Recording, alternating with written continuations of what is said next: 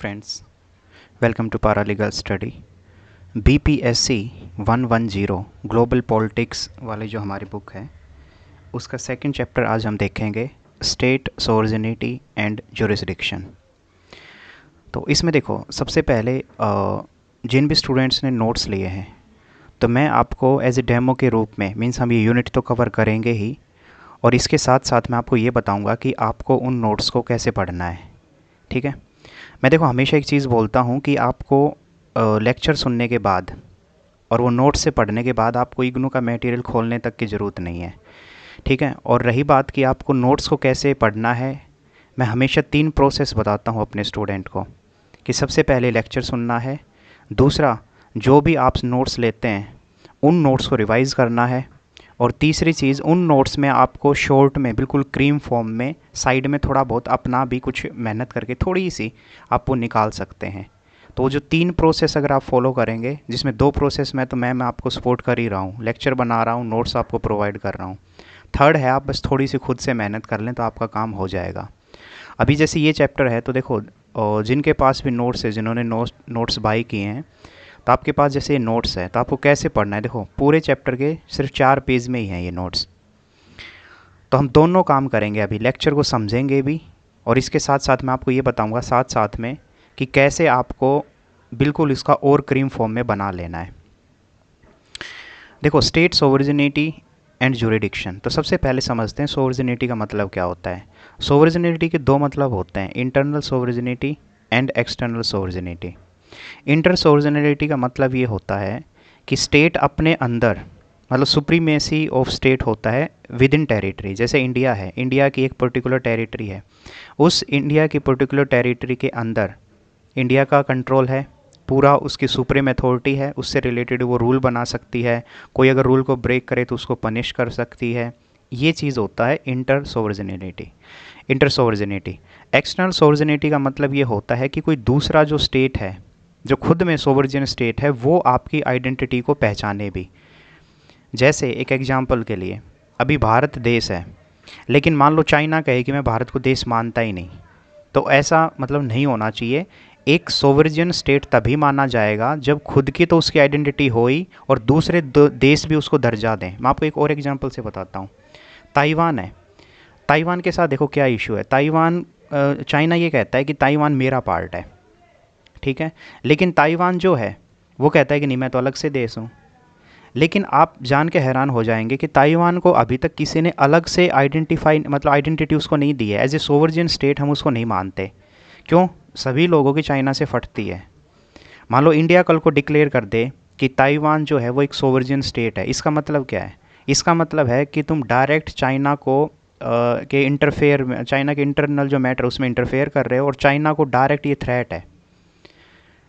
तो देखो, बोलने को लोग बोलते हैं, भाषणबाजी भी बहुत करते हैं, लेकिन मैं बोलना ही चाह रहा हूँ कि कोई भी चाइना को नाराज़ नहीं करना चाहता।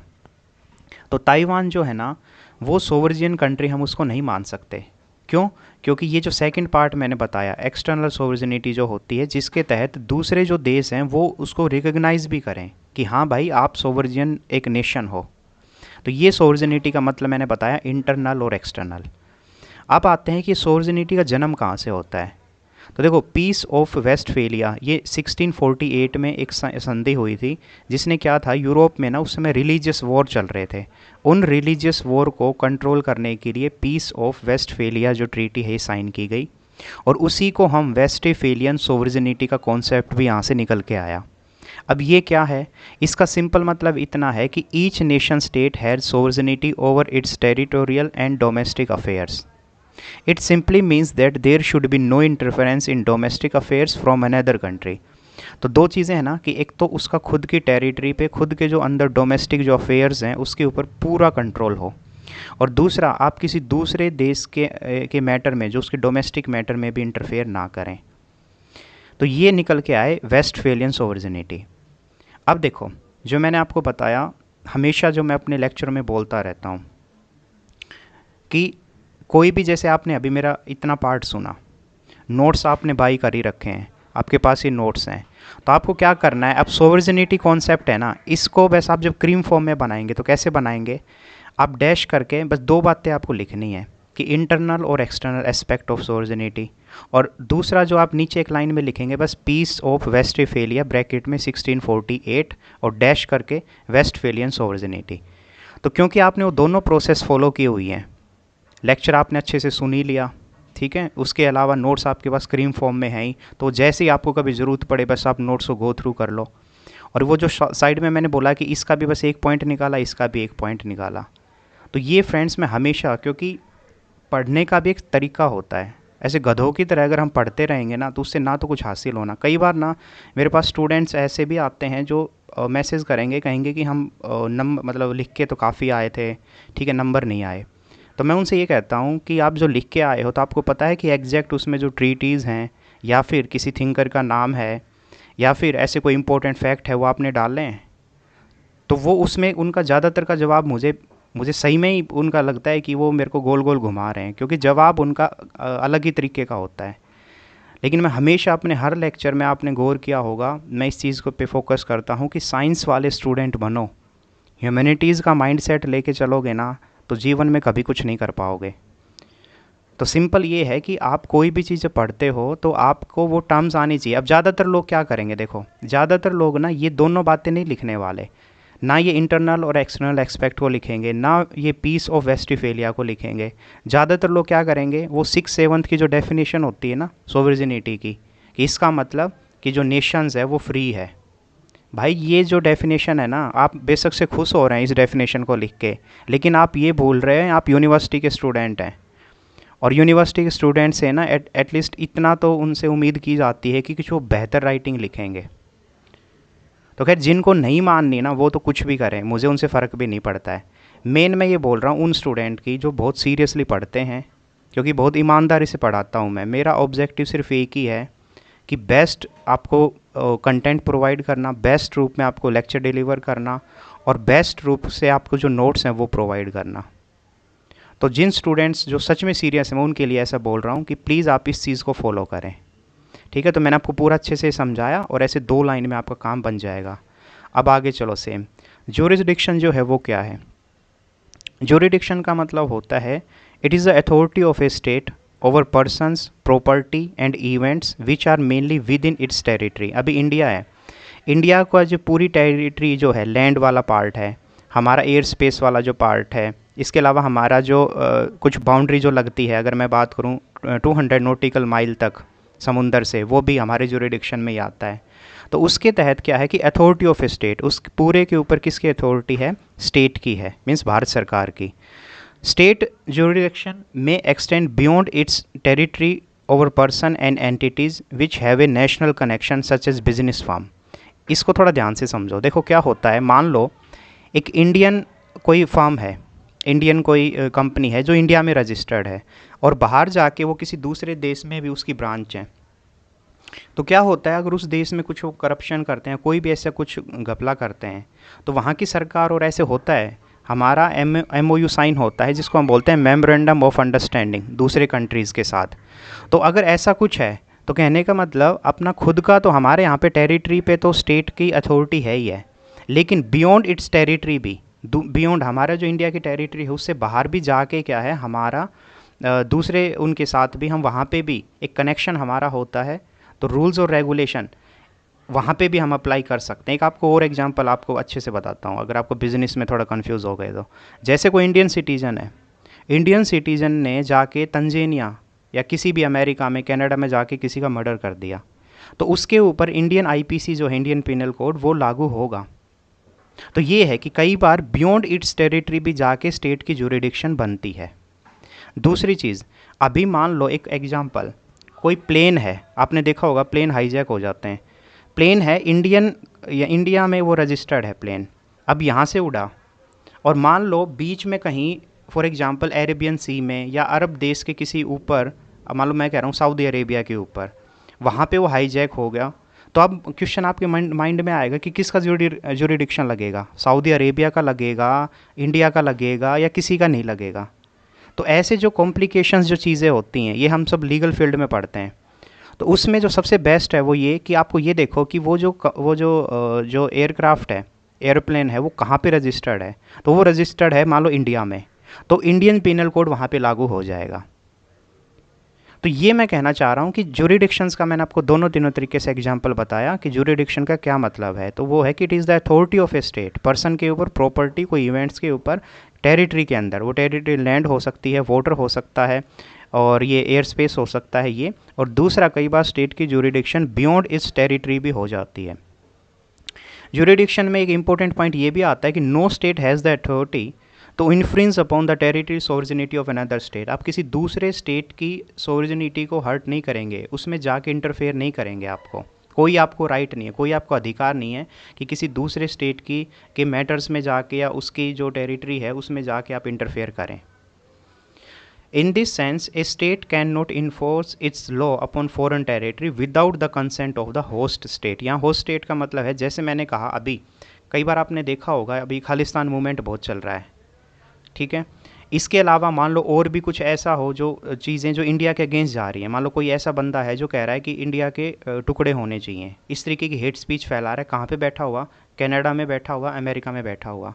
तो वो अब क्या होता है इस केस में कि हम जाके, ऐसा नहीं है कि डायरेक्ट उनको मार दें कि अमेरिका में गए और उस जिस बंदे ने बोला उसको जाके हम ठोक दें, ऐसा नहीं होता है। मेन क्या होता है कि हमारा वहाँ पे देखना पड़ेगा कि जो अमेरिकन गवर्नमेंट है ना, उसके साथ हमें एक कंसेंट करना होगा। हमें उनको बोलना होगा कि भाई ये हमारे देश को तोड़ने की बात कर रहा है, प्लीज़ आप इसे हमें सौंपिए। तो वो इस केस में जब जहाँ पे मामला फंसता है कि दूसरे देश में, तो मैंने पहले ही बताया आपको कि आप वहाँ पे जाके इंटरफेयर नहीं कर सकते, उसकी सोवरेनिटी को, उसकी अथॉरिटी को आप चैलेंज नहीं कर सकते। लेकिन हाँ, कंसेंट अगर कुछ ऐसा बनता है हमारा, तो हम वहाँ पे भी इंटरफेयर कर सकते हैं, तो वहाँ पे भी हमारा ज्यूरिडिक्शन हो जाता है। और अगर मान लो कंसेंट नहीं मिलता और फिर भी हम जाके ऐसी कुछ कार्रवाई करते हैं, तो उसको बोलते हैं ब्रीच ऑफ इंटरनेशनल लॉ, कि वो फिर ब्रीच होगा इंटरनेशनल लॉ का। आगे हम बात करें कि ज्यूरिडिक्शन आज के जो ग्लोबलाइज्ड वर्ल्ड में, आप एक इसमें जो सबसे बेस्ट एग्जांपल मैं आपको बताता हूँ, इंटरनेट। आप एक बात बताइए, इंटरनेट अब आज के दिन ऐसी चीज़ है जो कहीं पे भी बैठा हुआ बंदा इंडिया में क्राइम कर सकता है। तो क्रिप्टो करेंसी का जो कॉन्सेप्ट आया था उसमें भी ऐसा था कि उसको हम रेगुलेट नहीं कर पा रहे थे कि किस तरीके से उसको रेगुलेट किया जाए, कोई प्रॉपर मैकेनिज्म उससे रिलेटेड नहीं था। तो ये चीज़ें मैं बोलना ही चाह रहा हूँ कि ज्यूरिडिक्शन जो है ना ग्लोबलाइज्ड वर्ल्ड में, वो अब देखा ये जाता है कि काफ़ी चैलेंजेस हमें फेस करने को मिलते हैं, क्योंकि न्यू थ्रेट और न्यू चैलेंजेस इमर्ज हो रहे हैं पूरी दुनिया में। तो वहाँ पे जो ज्यूरिडिक्शन, और एक सबसे बड़ी प्रॉब्लम है कि कॉमन ज्यूरिडिक्शन नाम का कुछ है ही नहीं। कोई ऐसा कॉमन लॉ नहीं है ना जो पूरी दुनिया पे एप्लीकेबल होता हो। हमारे यहाँ पे कुछ रूल्स हैं, मे बी वो अमेरिका और यूरोपियन कंट्रीज़ उसको बिल्कुल भी ना माने, उनके जो रूल्स हैं वो हम फॉलो ना करें। तो इस तरीके से है कि अगर हम आज के दिन बात करें जो ज्यूरिडिक्शंस जो है, स्पेशली ग्लोबलाइज्ड वर्ल्ड लेवल पे मैं बात करूं, तो वो एक काफ़ी उसमें हमें अंडर प्रेशर वो चीज़ें दिखती हैं, और ख़ासकर जो इंटरनेट रिवॉल्यूशन जिस हिसाब से चल रहा है उस दौरान।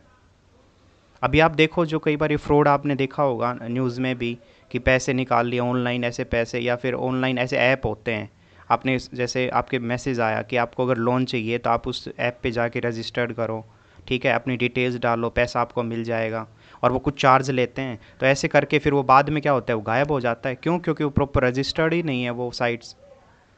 तो एक तरीके से कह सकते हो घोस्ट होता है ना, भूत जो होता है, तो घोस्ट साइट हम उनको बोल सकते हैं।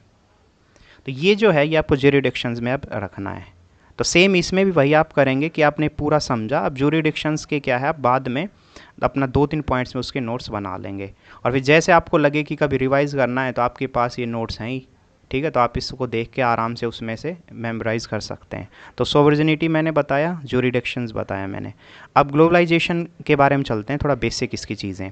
2 डेफिनेशन ही है इसमें जो बहुत इंपॉर्टेंट है, आपको लिखनी ही लिखनी है, कि जॉन जो नेसिबिट जो हैं, इन्होंने क्या बोला है। इन्होंने international society is being transformed from an industrial society to an information society. देखो, इन्होंने एक तो ये चीज़, इस डेफिनेशन को थोड़ा तोड़ते हुए चलते हैं। उन्होंने कहा कि इंटरनेशनल जो सोसाइटी है ना, उसमें ट्रांसफॉर्मेशन देखने को मिला है। पहले जो सोसाइटी थी वो प्योर इंडस्ट्रियल सोसाइटी थी। अगर यूरोपियन जो इंडस्ट्री का जो पूरा एक दौर चला, इंडस्ट्री रिवॉल्यूशन जो हुआ यूरोप में, बाद में इम्पेरियलिज्म जो कॉन्सेप्ट आया कि पूरी दुनिया में यूरोपियन लोगों ने जो कब्जा किया, और अभी तक भी हम देखें तो ज़्यादातर वो इंडस्ट्रियल सोसाइटी वाला मॉडल ही था, लेकिन अभी जो उससे शिफ्ट होकर उसमें इंफॉर्मेशन सोसाइटी जो है उसमें ट्रांसफॉर्मेशन हो गया है सोसाइटी का। आगे, virtually all nation state became part of large pattern of global transformation and global flow. और अभी हम बात करें तो ज़्यादातर जो नेशन स्टेट हैं वो ग्लोबल ट्रांसफॉर्मेशन और ग्लोबल फ्लोज किस किस चीज़ का हो सकता है, गुड्स का, कैपिटल का, पीपल का, नॉलेज का, कम्युनिकेशंस का, हर तरीके का फ्लो हो सकता है। तो ज़्यादातर जो नेशन स्टेट हैं वो पार्ट हैं इस ट्रांसफॉर्मेशन के और इस ग्लोबल फ्लोज के। इसके अलावा अगर हम देखें धीरे धीरे अभी, क्योंकि जब मैंने कहा फ्लो हो रहा है तो फ्लो में हर चीज़ आएगी, क्राइम का भी फ्लो हो रहा है, वेपन्स भी फ्लो हो रहे हैं, पोल्यूटेंट्स। अब इन्वायर में आज कोई देश है, अभी अमेरिका, हमने इसको काफ़ी टाइम देखा है, जो सस्टेनेबल डेवलपमेंट जो हमारा कोर्स है BPAG 174, उसमें हमने बहुत अच्छे से चीज़ों को पढ़ा है कि अमेरिका जो है वो करीबन 25% कार्बन इमिशन, जो पूरी दुनिया में जितना कार्बन इमिशन होता है उसका 25% अकेला अमेरिका कर रहा है। तो सोच के देखो कि वो जो पोल्यूटेंट्स हैं वहाँ पे जो उन्होंने रायता फैलाया, जो गंदगी की, उसको भुगत कौन रहा है, पूरी दुनिया। तो ये चीज़ है कि इन्होंने जो नेस्बिट जो है, इन्होंने क्या बोला कि international society is being transform from an industrial society to an information society, और उसमें जो ट्रांसफॉर्मेशन और ग्लोबल फ्लोज है वो इन सब चीज़ों का हो रहा है। तो इसीलिए पूरी जो ग्लोबल जो वर्ल्ड ऑर्डर है ना वो इंटरकनेक्टेड हमें दिखता है। दूसरा, जो एंटनी गिडिंस जो है, आप इनको लिखेंगे, इन्होंने क्या बोला है, इन्होंने ये बोला है कि जो पूरे वर्ल्ड वाइड में अगर हम बात करें तो वो सोशल रिलेशनशिप की ये बात करते हैं। कहते हैं कि एक इवेंट किसी भी जगह पे अगर होता है, जैसे अभी रशिया और यूक्रेन के बीच वॉर चल रहा है काफ़ी समय से, तो उसके बाद जो पूरा फूड जो चेन थी वो डिस्टर्ब हुई। तो एक कोई इवेंट अगर कहीं पे हो रहा है तो वो पूरी उसका जो इम्पैक्ट है वो अदर, चाहे वो बेशक से कितने भी माइल्स अवे वो जगह हो, चाहे कितने भी हम दूर हों रशिया यूक्रेन से, लेकिन वो जो इम्पैक्ट है वो दूसरी जगह पे भी पड़ेगा। पहला एक डेफिनेशन का ये पार्ट। दूसरा कि ग्लोबलाइजेशन अगर हम बात करें तो is the word use to describe the growing interdependency, कि पूरा जो वर्ल्ड्स की इकोनॉमी है, कल्चर है, पॉपुलेशंस है, गुड्स, सर्विसेज, टेक्नोलॉजी, इन सब के रूप में अगर हम देखें तो एक तरीके की हमें इंटरडिपेंडेंसी देखने को मिलती है। तो ये जो 2 पॉइंट है बिल्कुल क्रीम फॉर्म में आपको जो नोट्स में प्रोवाइड किए गए हैं, तो आप बस इनको पढ़ेंगे, आपका काम हो गया। नेक्स्ट चलते हैं अब कि अफेक्ट्स ऑफ ग्लोबलाइजेशन, ग्लोबलाइजेशन का अफेक्ट क्या है। तो इसमें सबसे पहले हम समझें कि ग्लोबलाइजेशन का इकोनॉमिक सोवरेनिटी के साथ कैसा उसका नाता है, कैसा ये चीज़ें जो है वो मैच करती हैं, इनके बीच लिंक है। तो देखो, इकोनॉमिक सोवरेनिटी हम देखें तो जो गिडेंस है उन्होंने एक चीज़ बोली है काफ़ी इंपॉर्टेंट, उन्होंने कहा है कि जो स्टेट है ना वो अपनी सोवरेनिटी को लॉस्ट कर रहे हैं। क्यों? क्योंकि देखो, IMF, वर्ल्ड बैंक और ऐसे मल्टीनेशनल जो ऑर्गेनाइजेशंस हैं ना वो प्रेशर बनाती हैं गवर्नमेंट्स के ऊपर कि आप इस तरीके की पॉलिसीज़ अगर करेंगे, इस तरीके का आप रिफॉर्म करेंगे, तभी हम आपको पैसा उधार देंगे, नहीं तो नहीं देंगे। तो इससे क्या हो रहा है, यहाँ पे बात कर रहा हूँ मैं, देखो अभी वापस से चलते हैं। सोवरेनिटी मैंने मतलब बताया, तो हमें ऐसा लगा कि सोवरेनिटी मतलब हम फ्री हैं बिल्कुल, हम अपने इंटरनल जो मैटर्स है उसमें डिसीजन ले सकते हैं, ठीक है, और कोई हमारे बाहर से आके हमारे इसमें इंटरफेयर नहीं करेगा डोमेस्टिक मैटर में। लेकिन अब हम समझ रहे हैं कि ग्लोबलाइजेशन जो है वो इकोनॉमी सोवरेनिटी को किस तरीके से हर्ट कर रहा है। क्योंकि इकोनॉमिक सोवरेनिटी तो ये होनी चाहिए थी ना कि हम फ्री, जैसा चाहें वो पॉलिसी अपनाएं, जैसे चाहें वो रूल रेगुलेशन बनाएं, लेकिन ऐसा कहाँ हो रहा है। वर्ल्ड ऑर्गेनाइजेशंस जो हैं वो हमें प्रेशराइज करती हैं, हमें मतलब मैं हर देश की बात कर रहा हूँ जो खासकर डेवलपिंग है, पुअर हैं। तो हमें फ्रेंड्स दिखने में ना कई बार हम कहते हैं ना, जब बोलते हैं हम नारेबाजी करते हैं, हम कहते हैं सरकार ये नहीं कर रही, सरकार वो नहीं कर रही। भाई बहुत सारी चीज़ें होती हैं।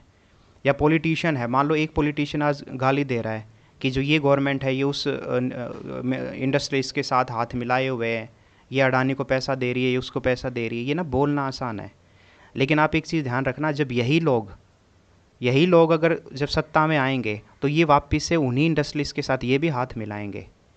पर ये लोग कॉमन पीपल नहीं समझेंगे ना, उनको तो बेवकूफ़ बनाते रहो, तुम कुछ भी बेवकूफ़ उनको बनाओ, और इंडिया में तो लोग बन भी जाते हैं। लेकिन आप पढ़े लिखे हैं तो आप थोड़ा सा इन चीज़ों को समझो कि भाई बहुत सारी पीछे ना बैकग्राउंड में चीज़ें होती हैं। अगर इंडस्ट्रीज जो हैं वो नहीं रहेंगे, अगर बिजनेसेस नहीं होंगे तो पैसा तो वैसे भी नहीं होना फिर।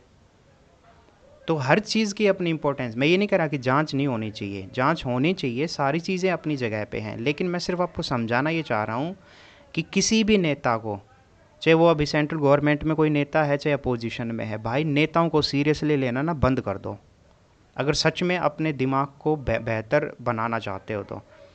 अंबेडकर जी ने हमेशा ये चीज़ पे जोर दिया है कि never ever worship the politician, कभी पॉलिटिशियन की भक्ति मत करो। आप किसी भी आइडियोलॉजी को मानते हो, लेकिन जो पॉलिटिशियन होते हो किसी के सगे नहीं होते, चाहे उसमें कांग्रेस है चाहे बीजेपी है चाहे कोई भी है। तो इसीलिए जो गलत है वो गलत है, सही है जो सही है।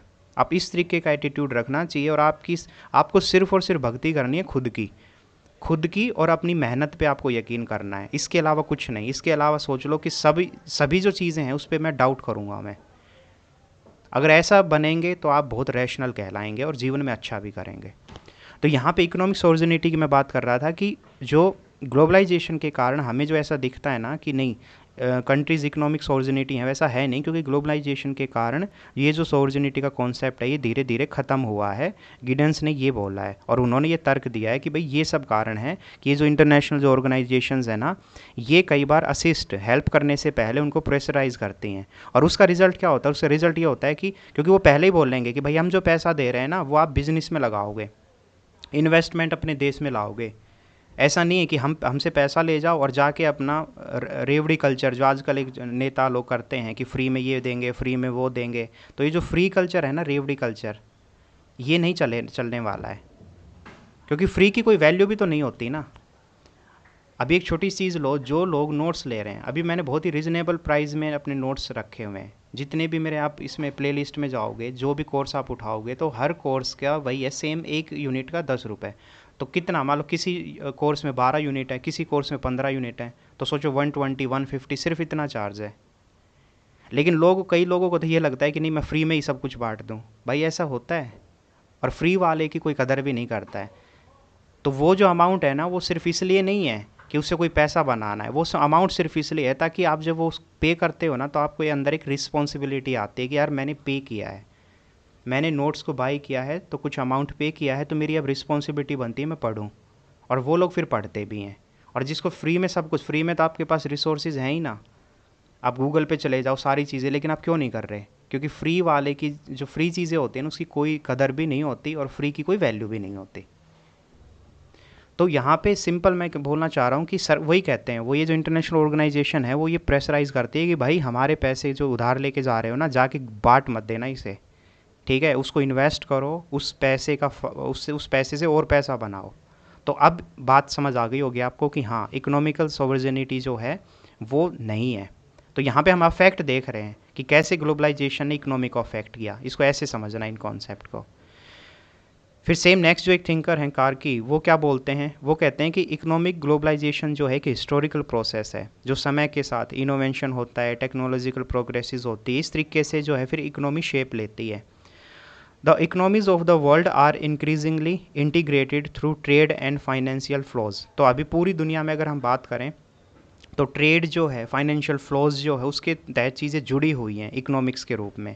Now shift in economic activities in any part of the world are felt in countries all over the globe. तो कोई भी एक जगह पे कोई घटना होती है, जैसे अभी एक आपको छोटा सा एग्जांपल और देता हूँ। जैसे इंडिया ने अभी थोड़े टाइम पहले क्या हुआ, इंडिया को लगा कि यार हमारे यहाँ पे ना फूड प्राइस बढ़ रहे हैं, तो गेहूँ क्या किया, गेहूँ और चावल जो हैं वो हमने रोक दिए। हम बोले कि भाई हम एक्सपोर्ट अब नहीं करेंगे, बाहर नहीं बेचेंगे।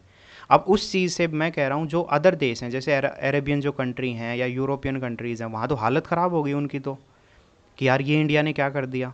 लेकिन इंडिया की अपनी मजबूरी थी, क्योंकि इंडिया ने कहा कि नहीं पहले भाई हम अपनी पूर्ति करेंगे ना, तभी तो बाद में आपको देंगे।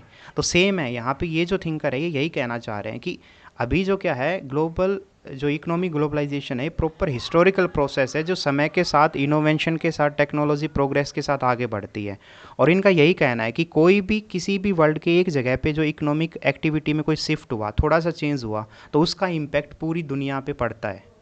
जो अभी दूसरा एग्जाम्पल मैंने बताया यूक्रेन और जो रशिया के बीच जो वॉर है, उसमें देख लो सेम है कि एक वहाँ पे युद्ध हुआ लेकिन उसका इम्पैक्ट पूरी दुनिया पे पड़ा। तो ये है, आगे चलें इसी में कि over the 30 years and so the welfare state have been under attack.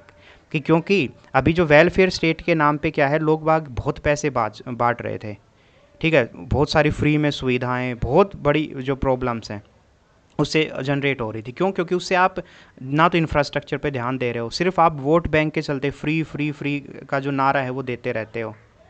तो उसका प्रॉब्लम क्या है? उसकी सबसे बड़ी प्रॉब्लम यही है ना कि आप जो इन्वेस्ट होना चाहिए, जो आपका इकोनॉमिकल डेवलपमेंट होना चाहिए, वो ना हो के आप सिर्फ और सिर्फ अपनी पावर को यूज़ करके और उससे पैसा निचोड़ रहे हो। तो यहाँ पे 30 ईयर्स, लास्ट 30 ईयर्स से हम बात करें तो अभी वेलफेयर स्टेट का जो कॉन्सेप्ट है वो धीरे धीरे डिक्लाइन हो रहा है। और उसके पीछे जो कारण है वो सबसे बड़ा कारण यही है जो मैंने आपको बताया ऊपर, कि एक जो ये वर्ल्ड ऑर्गेनाइजेशन है ना, ये प्रेशराइज करती हैं और ये भी बोलते हैं कि भाई तुम अपने यहाँ पे ना रिफॉर्म करो, चाहे वो टैक्सेशन से रिलेटेड रिफॉर्म करो, जो लेबर कॉस्ट है या और कुछ रिफॉर्म्स करना है, इस तरीके की चीज़ें। तो फाइनली जब सरकारों को लगता है कि हाँ यार हमारे पास अब पैसा कम है, ऊपर से प्रेशर भी आता है, तो फिर ये चीज़ें होती हैं क्या, कि जो कैपिटल एंड जो मल्टीनेशनल कॉरपोरेशंस की मोबिलिटीज़ को इंक्रीज़ करने का की तरफ ध्यान देता है सरकारें। लेबर जो कॉस्ट है उसको कम करके थोड़ा सा बचत करके उसको इन्वेस्टमेंट में बढ़ावा देने की कोशिश करते हैं, टैक्सेशन को रिड्यूस करते हैं। ये जो सारी चीज़ें और जो साइज़ पहले जो वेलफेयर स्टेट के नाम पे जो सरकारें जो योजनाएं बांटती है उसको धीरे खर्च जो है वो थोड़ा कम करते हैं। तो ये जो सारी चीज़ें ये साफ दिखा रहा है कि ग्लोबलाइजेशन जो है उसके चलते अब इकोनॉमिक सोवर्जिनिटी नहीं है। यही इफेक्ट ऑफ ग्लोबलाइजेशन और इकोनॉमिक सोवर्जिनिटी। अब चलते हैं कि सेम ग्लोबलाइजेशन को देखते हैं कि क्या पॉलिटिकल स्टेबिलिटी को लेके ग्लोबलाइजेशन का कैसा व्यू रहा है। इसमें देखो सबसे पहले अगर मैं आपको बात करूं कि ग्लोबल जो गवर्नेंस का एक कॉन्सेप्ट अभी इमर्ज हुआ है, ये क्या है? ग्लोबल गवर्नेंस का मतलब ही है ये कि जो नेशन स्टेट है ना, वो क्या कर रहे हैं, अभी ऐसी पॉलिसीज़ बना रहे हैं या जो दूसरे देशों के साथ भी इस तरीके का एग्रीमेंट, इस तरीके की पॉलिसीज़ बना रहे हैं जो ग्लोबल गवर्नेंस कॉन्सेप्ट को बढ़ावा दे। अभी ग्लोबल गवर्नेंस का मतलब, इससे आप पहले एग्जांपल से समझो, जैसे कुछ आपने ऑर्गेनाइजेशन का नाम सुना होगा, ईयू, अफ्रीकन यूनियन। अभी G20 जब दिल्ली में हुआ तो वहाँ पे अफ्रीकन यूनियन के लीडर आए हुए थे। तो अफ्रीकन यूनियन हुआ, यूरोपियन यूनियन हुआ, ऑर्गेनाइजेशन ऑफ अमेरिकन स्टेट हुआ, अरब लीग हुआ, इसके अलावा यूनाइटेड नेशन, ये कुछ लीग ऑफ नेशन, पहले वो लीग ऑफ नेशन था, बाद में उसका नाम बन के यूनाइटेड नेशन बना। ये सब जो ऑर्गेनाइजेशन है ये क्या करती हैं? अभी एक एग्जांपल के लिए मैं उठा लेता हूँ अफ्रीकन यूनियन। तो अफ्रीकन यूनियन है वो क्या करेगी, वो अपने यहाँ पे इंस्टीट्यूशंस बिल्डिंग्स पे ध्यान देगी कि हम कैसे अफ्रीका में और बेहतर चीज़ें कर सकते हैं। और दूसरा, वो अपने अंदर जो, क्योंकि अफ्रीकन यूनियन में बहुत सारी कंट्रियाँ होंगी इसके सदस्य, तो उन मेंबर्स के यहाँ पे कि क्या चल रहा है, कौन सी वो पॉलिसीज़ बना रहे हैं, क्या वो सही बना रहे हैं, नहीं बना रहे हैं, इस तरीके की जो चीज़ें हैं वो इन ऑर्गेनाइजेशंस के थ्रू उनके ऊपर नज़र रखी जाती है। तो आप खुद अब यहाँ पे फिर से एक बार पोज दे के समझो कि क्या पॉलिटिकल स्टेबिलिटी जो है, हम कहते हैं कि नहीं हर देश फ्री है, हर तरीके अपना सिर्फ डिसीजन ले सकता है पॉलिटिकली, कोई भी पॉलिसीज़ बनाए, कोई भी रिफॉर्म करे, लेकिन क्या ऐसा है? नहीं है, क्योंकि ग्लोबलाइजेशन ने पॉलिटिकल जो सोवर्जिनिटी है उसको भी एक तरीके से टाइट किया हुआ है। जो कंट्रीज़ हैं वो पॉलिटिकल रूप से पूरा फ्री होकर डिसीज़न नहीं ले पाती। दूसरी तरफ आप देखो ह्यूमन राइट के इश्यूज़। अभी मान लो जब कोई भी इंडिया में कोई ऐसी प्रॉब्लम्स होती है, किसी भी दुनिया में प्रॉब्लम होती है, तो यूरोपियन कंट्रीज़ या डेमोक्रेटिक कंट्रीज़ हैं स्पेशली, जब जैसे ईयू का ये यूनाइटेड नेशन का जब मंच है या फिर वैसे भी, वो पूरा हंगामा स्टार्ट कर देते हैं कि ह्यूमन राइट का वोलेशन हो रहा है, भारत सरकार जो है वो लोगों का अधिकार छीन रही है। तो ये क्या है ये कॉन्सेप्ट? इसका मतलब साफ है कि कोई भी country, a state is no longer free to treat its nationals and aliens. अभी कोई डिफरेंट नहीं रहा है। पहले तो ये होता था कि ठीक है हम अपने लोगों को अलग ट्रीट कर रहे हैं, लेकिन बाहर को कोई आ रहे हैं तो उनको इतना ज़्यादा कोई ट्रीटमेंट नहीं मिल रहा है। लेकिन अब ऐसा नहीं है। अब ह्यूमन राइट जो इश्यूज़ हैं इंटरनेशनल लेवल पे वो इतने मजबूत हैं कि अगर कोई भी, पाकिस्तान में तालिबान में आप देखो कि तालिबान में वहाँ मान लो लड़कियों को एजुकेशन नहीं दी जा रही। अब ऐसे पीछे से एक बार कुछ इमेजेस वायरल हुई थी कि वहाँ पे उन्होंने उनको बोला है कि आप ये जॉब नहीं करेंगे, अभी ये पढ़ेंगे नहीं। तो अब ये सब चीज़ें हैं, ये ह्यूमन राइट की इश्यूज़ हैं, तो उसको लेके बहुत हंगामा हुआ। और आप कहेंगे कि सिर्फ हंगामा ही होके रह जाता है, तो ऐसा नहीं है। तालिबान को तो रिकग्नाइज़ किया ही नहीं है किसी ने। जो हम ऊपर स्टेट हमने देखा था एक्सटर्नल सोवर्जिनिटी के रूप में कि अदर कंट्री भी तो उस पर्टिकुलर गवर्नमेंट को रिकग्नाइज़ करेंगी ना, तो तालिबान को तो रिकग्नाइज़ नहीं किया, इंडिया ने भी नहीं किया है। तो रिकग्नाइज़ नहीं किया है तो उनको फंडिंग नहीं मिलेगी आईएमएफ से, वर्ल्ड बैंक से, इस तरीके से बाहर वो ट्रेड नहीं कर सकते। तो ऐसे बहुत सारी चीज़ें उसमें इन्वॉल्व होती हैं। तो ह्यूमन राइट अगर इश्यूज़, नॉर्थ कोरिया पे एग्जांपल ले लो सबसे बड़ा। नॉर्थ कोरिया में आपको पता है तानाशाही है वहाँ पे, तो वहाँ पे भी कोई ह्यूमन राइट इश्यूज़ नहीं, कोई फ्रीडम नहीं, कुछ नहीं है वहाँ पे।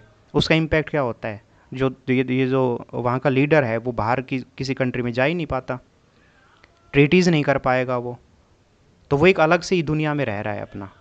तो ये है बात यहाँ पे कि पॉलिटिकल सोवर्जिनिटी कि इसमें आपको दो ही ऑप्शन है कि या तो आप अपनी पॉलिटिकल सोवर्जिनिटी को आपको रिड्यूस ऑफ कोर्स होगी ही वो ग्लोबलाइजेशन के चलते, या फिर आप जो तानाशाही जो है बस उस तरीके से रहो, पर ओवरऑल नुकसान तो आपका भी हो रहा है और आपके लोगों का भी हो रहा है। तो वो तो सही ऑप्शन नहीं है ना। मान लो मैं आपसे कहूँ कि नहीं नहीं भाई मैं तो तानाशाह जैसा ही बनूंगा, मैं अपने लोगों को ऐसे दबा के रखूँगा, भाई ठीक है तुम करो, लेकिन आप ये बताओ कि कब तक चलेगा। कभी ना कभी तो इतिहास इन चीज़ों से भरा पड़ा है कि क्रांतियाँ तो होती हैं ना, कब तक दबाओगे। तो नॉर्थ कोरिया भी कभी ना कभी तो वहाँ बम फटेगा। तो ये मैं चीज़ कह रहा हूँ कि पॉलिटिकल सोवर्जिनिटी जो है वो भी समय अभी हम बात करें ग्लोबलाइजेशन के चलते कम है। नेक्स्ट अगर हम बात करें यहाँ पे एक और चीज़ कि ग्लोबल गवर्नेंस, अगर सिंपल आपको और डेफिनेशन के रूप में याद रखना हो तो ग्लोबल गवर्नेंस का मतलब होता है कि जहाँ आप डिसीजन मेकिंग और कोऑपरेशन करते हो अलग अलग डिफरेंट इंटरनेशनल एक्टर्स के साथ, जिसमें डिफरेंट स्टेट्स आएंगे, इंटरनेशनल जो इंटर गवर्नमेंट ऑर्गेनाइजेशन आएंगी, एनजीओज आएंगे, सिविल सोसाइटीज़, ये सभी लोग मिलके एक लेवल पे सेम मतलब टारगेट्स को अचीव करने के लिए काम जब करते हैं तो उसको बोलते हैं ग्लोबल गवर्नेंस, और इसमें मेन फोकस होता है कोऑपरेशन पे। तो वापिस से चलता हूँ, ये डीपली थोड़ा मैं इसलिए समझा रहा हूँ आपको कि आपको बेहतर एक बार समझ आ जाए, फिर आप ये नोट्स बस देख लेना। तो मैंने सोवर्जिनिटी आपको पूरा अच्छे से बताया, ज्यूरिडिक्शंस बताया, ग्लोबलाइजेशन के कॉन्सेप्ट देखे, फिर हमने देखा कि इफेक्ट क्या है ग्लोबलाइजेशन का, तो इकोनॉमी के संदर्भ में देखा हमने, उसके बाद पॉलिटिकल रूप में सोवर्जिनिटी के रूप में उसको समझा। अब नेक्स्ट चलते हैं कि कल्चरल रूप में कि ग्लोबलाइजेशन एंड कल्चरल सोवर्जिनिटी जो है वो क्या है। तो देखो सिंपल सी हम बात करें कि कल्चर जो है ना वो कई लोग थिंकर बोलते हैं कि डबल एज्ड स्वॉर्ड है, ये दो धारी तलवार की तरह है। कैसे? मान लो एक तरफ ये भी ठीक है कि भाई जो कल्चर्स है ना, दूसरा कल्चर हम इंडिया में अपना रहे हैं या इंडियन कल्चर लोग बाहर अपना रहे हैं, जैसे यहाँ का जो सॉफ्ट जो पावर है, जैसे बॉलीवुड है, सॉन्ग्स है, वो बाहर सुने जा रहे हैं, बाहर की मूवियाँ हम देख रहे हैं, यहाँ का जो फूड है वो बाहर के लोग पसंद कर रहे हैं, चाइनीज़ फूड अदर फूड जो हैं वो हम यहाँ पे खा रहे हैं अपने इंडिया में, तो ये सही है एक चीज़ तो। लेकिन इसमें एक चीज़ जो है नुकसान क्या है, जो कुछ थिंकर जो बोलते हैं कि इसका ड्रॉबैक भी है, और ड्रॉबैक जो है वो सबसे बड़ा ये है कि जो आपकी खुद की वैल्यूज़ होती हैं, कंट्री का खुद का जो कल्चर होता है, जो खुद के अपने उनकी लैंग्वेज है, उनका खुद का पहनावा है, वो सब अफेक्ट होता है। एग्जाम्पल के लिए मैनी ट्रेडिशनल म्यूज़िक स्टाइल हैं, जो अभी वेस्टर्न पॉप म्यूज़िक ले लो, वो सब यहाँ पे आया। उसके क्या कारण क्या हुआ, यहाँ पे जो हमारा खुद का जो कल्चर था, हमारे यहाँ पे पहले जो डिफरेंट टाइप के जो म्यूज़िक इंस्ट्रूमेंट होते थे वो अब धीरे धीरे ख़त्म ही हो गए। सेम आप ले लो कि यहाँ पे अभी अभी वैलेंटाइन डे जैसे कॉन्सेप्ट ले लो, ठीक है, फ्रेंच किस ले लो, ये किस ले लो, अभी ठीक है मैं ये कह रहा हूँ वो प्राइवेट मैटर है एक, लेकिन मैं बोलना ही चाह रहा हूँ क्योंकि इंडियन कल्चर का वो पार्ट नहीं रहा है। अभी अरब वर्ल्ड है, अरब वर्ल्ड का जो कल्चर है, इस्लामिक स्टेट्स के वहाँ पे जो कल्चर है वो अलग है भाई बिल्कुल। अब वेस्टर्न अगर सोचें कि वो नहीं, हम हमारी तरह जैसे हम जो नंगे पुंगे घूमें तो ऐसे ही पूरी दुनिया घूमें, ऐसा नहीं हो सकता। तो कल्चरल जो है ना, अगर सिंपल मैं बात करूं तो यहाँ दोनों चीज़ हैं कि कल्चरल हर कोई कंट्री खुद के कल्चर को प्रिजर्व करना चाहती है, उसको बचाना चाहती है, लेकिन इतना भी सही है कि हाँ कोई भी देश ऐसा नहीं है जो कल्चरल सोवर्जिनिटी उसके पास पूरी हो, क्योंकि आप कहीं पे भी चले जाएं कुछ न कुछ आपको बाहरी जो चीज़ें हैं, अभी जैसे हमने बात की अरब वर्ल्ड की भी, तो बेशक से ठीक है आपने वो अपना कल्चर बचा के रखा हुआ है, लेकिन चाहे वो ड्रिंक ले लो, शराब जो है, पार्टियाँ जो हैं, अभी वैसे अगर हम देखें तो इस्लामिक कल्चर्स में ये सब नहीं है चीज़ें, ठीक है, लेकिन ये सब होता है वहाँ पे भी। दूसरी तरफ अगर मैं बात करूँ यहाँ पे भी ले लो सेम, यहाँ पे भी सेम है कि जो हमारे जो रिलीजन्स हैं, अलग अलग जो रिलीजन है, चाहे वो सिख है, क्रिश्चियंस हैं या अलग अलग रिलीजन है, हर एक के अपने कुछ एथिकल वैल्यूज़ हैं, कुछ रूल्स हैं, कुछ उनके रिचुअल्स हैं, लेकिन होता क्या है कि अभी वो सब क्या कहते हैं, धीरे धीरे वो कल्चर या तो लॉस्ट होता जा रहा है, या फिर बाहरी जो चीज़ें हैं वो इतनी हैवी हो गई हैं, और उसका इम्पैक्ट क्या है, ओवरऑल इम्पैक्ट यही है कि फैमिली जो ब्रेक हो रही हैं। अभी फैमिलीज़ में क्यों इतनी प्रॉब्लम आ रही है, क्यों फैमिली टूट रही है आज के दिन, यही सब कारण है। तो यहाँ पे मैं ये सब एग्जांपल के थ्रू ये समझाना चाह रहा था कि जो कल्चरल सोवरिजिनिटी है ना, जैसे हमने ऊपर देखा इकोनॉमिक सोवरिजिनिटी भी अफेक्ट हुई ग्लोबलाइजेशन के चलते, पॉलिटिकल सोवरिजिनिटी भी अफेक्ट हुई, उसी तरीके से कल्चरल सोवरिजिनिटी भी अफेक्ट हुई। ठीक है, तो ये है फ्रेंड्स, बस इतने ही आपके नोट्स हैं। तो यही आपको जो मैं लास्ट में कंक्लूड करूँ, आपको कुछ नहीं करना है। ये स्पेशली उन लोगों के लिए कह रहा हूँ जिनके पास ये नोट्स हैं। आपको कुछ नहीं करना, बिंदास लेक्चर सुनना है। लेक्चर सुनने के बाद ये नोट्स आपके पास हैं ही, उसको एक बार रिवाइज़ कर लो, और रिवाइज़ करके उसमें से अपना थोड़ा थोड़ा थोड़ा थोड़ा कुछ निकाल लो। तो आपका फिर ये जो आपको जो मटेरियल है ना, ये इग्नू का ये सब मटेरियल, इसमें इतना कुछ है, ये सब बिल्कुल भी आपको देखने तक की भी ज़रूरत नहीं है। बिल्कुल मत देखो इसे, कोई भी ज़रूरत नहीं है। ठीक है, तो ये है friends. Thank you so much. खूब सारी मेहनत करें और हमेशा बड़े सपने देखें।